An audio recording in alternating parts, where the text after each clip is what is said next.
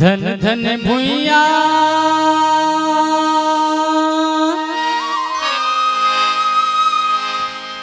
छत्तीसगढ़ के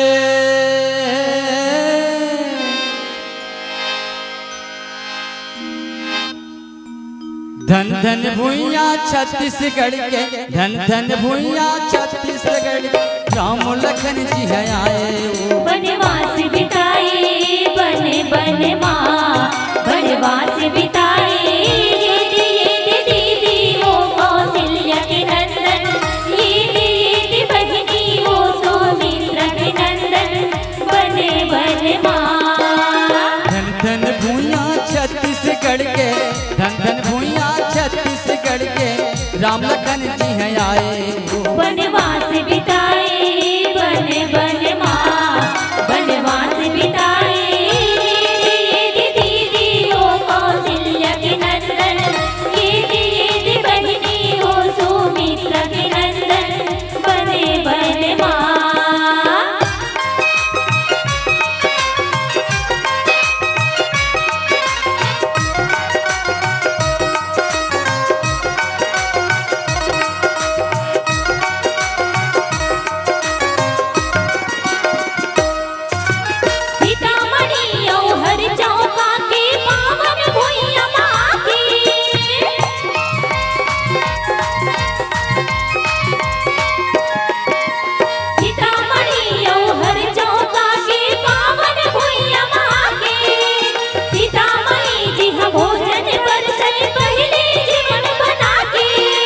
सबरी नारायण राज मलोचन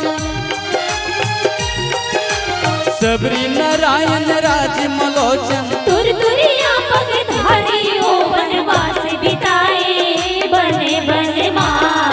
वनवास बिताए ये दीदी वो कौशल्या के नंदन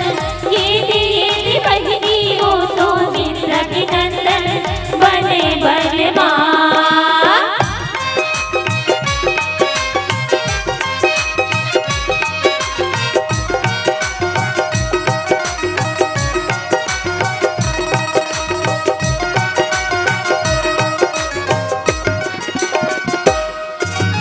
मंगल भवन मंगल हारी राम भजो सिया रामा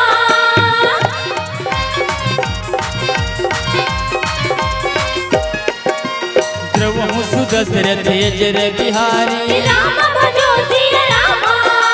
सीतामढ़ी ओ हर चौका के पावन भुइया माँ के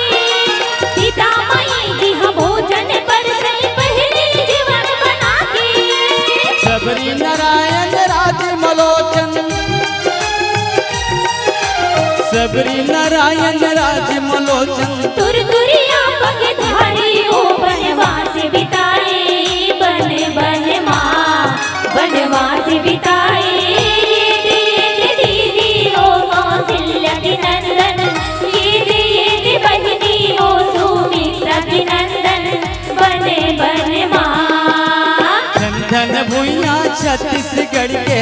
धन धन भुइया छत्तीसगढ़ के राम लखन जी हैं आए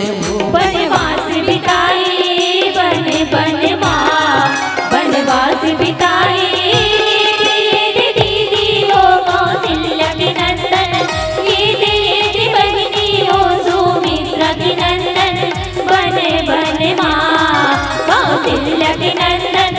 बने बन माँ सुमित्रा के नंदन बने बन माँ कौशल्या के नंदन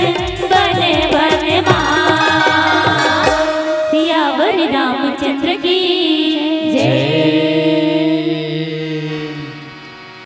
अगर आपको हमारा ये वीडियो पसंद आया हो तो लाइक, कमेंट और सब्सक्राइब ज़रूर कीजिए।